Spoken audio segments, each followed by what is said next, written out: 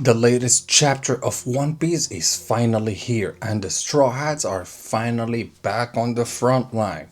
We are here on chapter 1175 called Nidhogg, and we all know what it might say. And so, in the front lines, in the very beginning of the chapter, we've got Sanji that goes to see, Robin, Nami, and all of that, because now that they're back, Sanjay's first priority is, of course, to save the women. And so he goes and he sees that Robin is still entangled in those spines from the power of Saint Summers. And so what does he do? He basically puts fire in his leg, and he uses that leg on those leeches that's basically around Robin, and it actually worked. And I've got my little theory about that, because from the perspective that those vines or leeches are so strong and so tough that no one could actually free themselves from it. Well, the fact that Sanji actually showed up and he's just actually using fire to go against it, and it actually works, I don't think that's the case, because my theory is, since Sanji's fire turned from red to blue, I believe that the fact that he's using blue fire is probably the fact that he's able to put Conqueror's Haki without even him knowing it in his attack. On his leg, basically, and he doesn't even know it yet, but he's already probably capable of using it in sometimes here and there, and that's why probably it worked against Saint Summers. So when you add the fire and Conqueror's Haki in the same attack, that's how you win against Summers, I guess. And right as he frees all of the rest of the Straw Hats and everything, they still look away and they're like, God damn, that roar and that Haki, I don't know what's in there and all of that. But that's where you see literally the dragon coming out slowly but surely. And you can see the size of the dragon compared to the other monsters that are on elbaf right now. And basically, even in his mouth, he's literally holding another one of those creatures. So you can basically see how big Loki is in the chapters. And after that, Luffy and Loki saved all of the children and their parents from falling into their death, basically.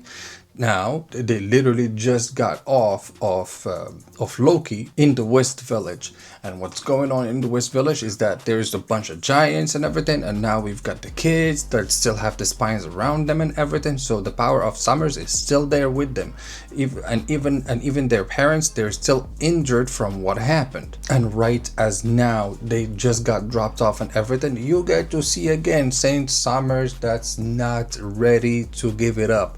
He is ready to do everything, to the point where now you can clearly see his devilish side, his very dark mode, where now he doesn't even care about the mission, he doesn't care about nothing. All he cares about is literally murdering everybody he can find on elbaf to satisfy that craving that he's got going for murdering people, I guess.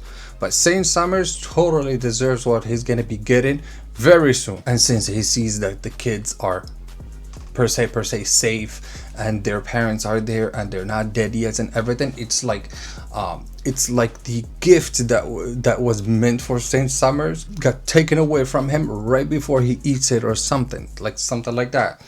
And that's why he's so mad and he wants to basically kill everybody. And by doing so, he sends like a couple like spines or whatever, like a couple shards on the kids. But thank God, one of the Straw Hats were there to defend everybody, to defend all of the kids and all of the giants, and it was Zoro that came out and slayed all of those sharp thingies that were coming for the people of elbaf, basically.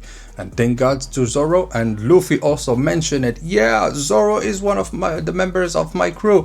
Don't forget it, Loki. So literally it was like Luffy was telling Loki, hey, don't forget about my crew. My crew is also like here and they're backing me up, so if you're also looking for some shit.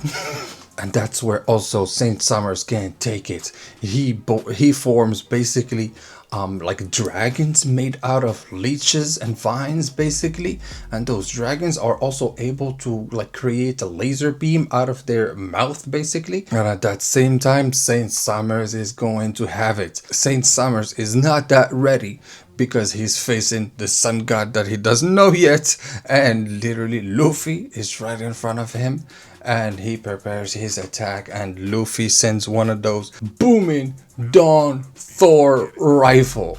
New attack unlocks for Luffy that we didn't know about before, and you can see the effects that it does. Luffy is basically in his giant form, and he uses his giant hand, of course with full Conqueror's haki on it and everything, and he rifles his face, and you can see Summer's face like literally he was out.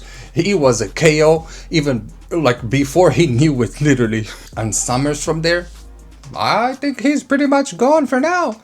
Like we're not gonna see Summers for a little while, I guess. But from there, we jump into some very informational pages in the chapter where, of course, again, Yarol is spitting stuff from a flashback basically. And Yarol, I've been saying it from the very beginning, he's never had amnesia and he will never have it, because everybody was thinking, oh, he's got the sword in his head, that means that he's got amnesia or whatever. No, it was not the case. And Yarol knows a lot more than it looks like. And he's holding a lot of secrets, and one of them for example for here is the fact that he actually knew the devil fruit power that Loki already ate. And he tells us here that that Loki actually ate the mythical dragon fruit version Needhawk. And it is also said that the full capabilities of that power is only going to be at its full extent only when it's being eaten by a prime giant basically. And as soon as, you know, one of those giants with the horns, they are super big and everything, one of them eats that, that's when they can draw the most powers out of the devil fruit. And what does that mean?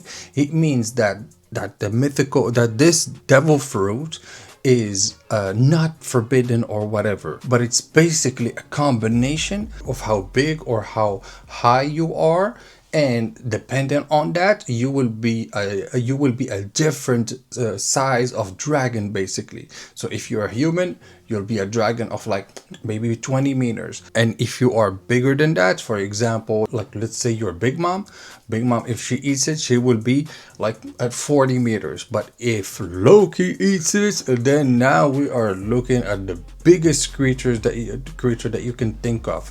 And by eating that devil fruit is also recognized as you are being the biggest dragon ever. And throughout all of this time, it was actually protected by Ragnir. And Ragnir basically beforehand, a long time ago, because now we are back in a flashback of the flashback, Yarol is saying that there is a legend where the sun god and the god of war of Elbaf were always fighting, and the god of war of Elbaf was fighting with Ragnir, and on his side he had a squirrel that will help him out everywhere he would go and everything, and his name was Ratatoskr.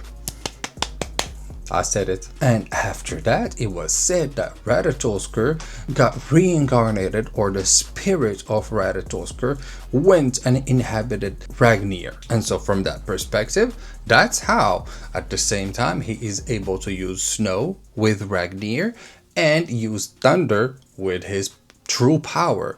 So the true power of Loki will probably be lightning, because at the same time Ragnir is the one who makes the snow and everything. And for all of these years, Ragnir did not deem anybody worthy of actually picking him up.